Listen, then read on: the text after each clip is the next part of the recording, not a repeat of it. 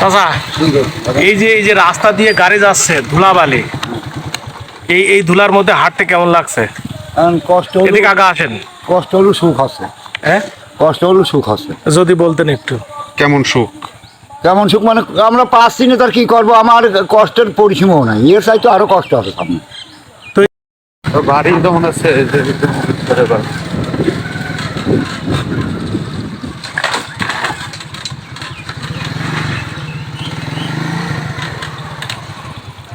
চাচা, এই যে রাস্তা দিয়ে গাড়ি যাচ্ছে ধুলাবালি, এই ধুলার মধ্যে হাঁটতে কেমন লাগছে? কষ্ট হলো এদিকে আগা আসেন। কষ্ট হলো সুখ আছে, হ্যাঁ, কষ্ট হলো সুখ আছে। যদি বলতেন একটু। কেমন সুখ? কেমন সুখ মানে আমরা পাচ্ছি না, তার কি করবো? আমার কষ্টের পরিসীমাও নাই, এর চাইতে আরো কষ্ট আছে সামনে। তো এই যে এবারে বিচলে হাঁটু সমান কাদা যাবে। এই যে রাস্তায় যে ধুলাবালি, এই যে গাড়ির জন্য ধুলাবালি, হ্যাঁ। এই বিষয় নিয়ে আপনাদের রাগ হচ্ছে না? রাগ আছে, রাগ হলে কি করবো? এখন কার কি কব?